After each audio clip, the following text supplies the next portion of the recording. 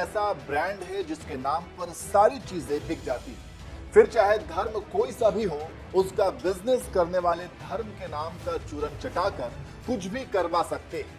क्या सही है क्या गलत है, इसके पीछे कोई लॉजिक काम नहीं करता जब बात धर्म और आस्था की आती है।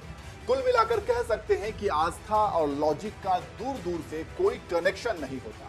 और अगर धर्म आस्था को लेकर आप ज्यादा लॉजिकल होंगे तो फिर आपका भी हाल इस पीड़ित डॉक्टर की तरह हो सकता है।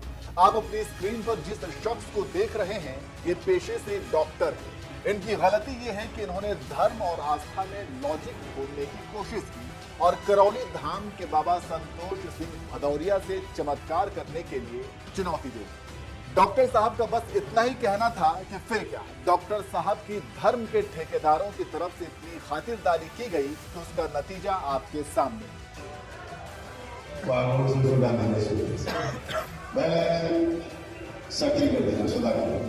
चल पहले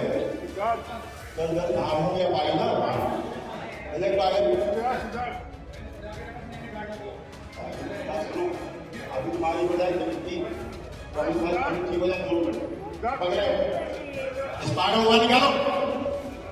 चल वैसे सोशल मीडिया पर आपने इनकी वायरल वीडियो बहुत देखी होगी। ये करौली सरकार के नाम से प्रसिद्ध बाबा जो अपने चमत्कार से लंबाई भी बढ़ा देते हैं। मतलब बाबा के सामने साइंस बायोलॉजी सब फेल है। अगर आपको अपनी लंबाई बढ़ानी है तो फिर आप करौली सरकार के दरबार में हाजिरी लगाइए और अपनी लंबाई बढ़ा लीजिए। इनके पास हर समस्या का समाधान है। वैसे आपको बता दें कि फिलहाल करौली धाम के बाबा संतोष सिंह भदौरिया इसलिए चर्चा में है क्योंकि इनके ऊपर एक डॉक्टर को पिटवाने का आरोप लगाया गया है। ये जो घायल शख्स की तस्वीर आप अपनी स्क्रीन पर देख रहे हैं, ये वही डॉक्टर, इनका नाम सिद्धार्थ चौधरी है। सोशल मीडिया पर एक तस्वीर खूब वायरल हो रही है जिसमें दोनों के बीच बहस हो रही है।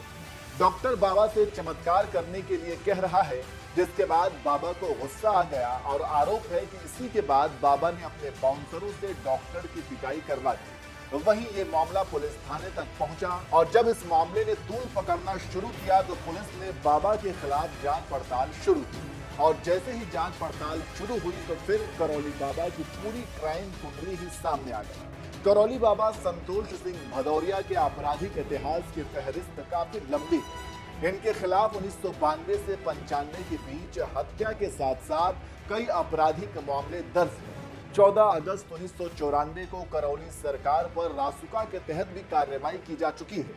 इस बीच पुलिस से बचने के लिए वह किसान नेता बन गया और जमीनों पर अवैध कब्जा भी करना शुरू कर दिया। उस पर एक चर्च की जमीन पर अवैध कब्जा करने का भी आरोप है।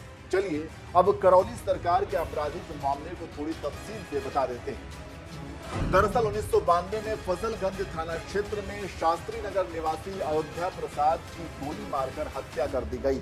राजकुमार ने मामले में संतोष भदौरिया और दूसरों के खिलाफ FIR दर्ज कराई। इसी दौरान उनका नाम सामने आया था। मामले में पुलिस ने उसे जेल भेज दिया। उसके बाद संतोष भदौरिया 27 मार्च 1993 को जमानत पर रिहा हुआ था। इसके अलावा 7 अगस्त 1994 को तत्कालीन कोतवाली प्रभारी वेदपाल सिंह ने संतोष भदौरिया और उसके साथियों के खिलाफ गाली गलौज, मारपीट, आपराधिक धाराओं में प्राथमिकी दर्ज कराई थी। इसके बाद 12 अगस्त 1994 को महाराजपुर थाने में तैनात तत्कालीन आरक्षक सत्यनारायण और संतोष कुमार सिंह ने चकेरी थाने में मारपीट, सरकारी काम में बाधा डालने के साथ दूसरे धाराओं में प्राथमिकी दर्ज कराई। इसके अलावा उसके खिलाफ साल 1995 में बर्रा में भी प्राथमिकी दर्ज की गई थी। इसके बाद संतोष सिंह भदौरिया ने बितनू में भूदान पट्टा के सरकारी दस्तावेज में हेराफेरी करके आश्रम खोल दिया। आश्रम खोलने के बाद मंत्र से बीमारी या किसी भी तरह की समस्या के समाधान का वीडियो यूट्यूब पर अपलोड करने लगा और करौली बाबा के नाम से खुद को सोशल मीडिया पर मशहूर कर दिया। वहीं करौली बाबा बनने के बाद धन की वर्षा होनी शुरू हुई और देखते ही देखते 3 साल में ही करोड़ों का साम्राज्य खड़ा कर दिया। आश्रम में हर रोज 3 से 4 हजार लोग हाजिरी लगाते हैं। इसके अलावा 100 रुपए की रसीद कटानी पड़ती है। उसके बाद करीब 5,000 से ज्यादा का खर्च आता है। आश्रम में हवन भी कराया जाता है और इस हवन में 5 से 10 हजार तक का खर्चा उठाना पड़ता है।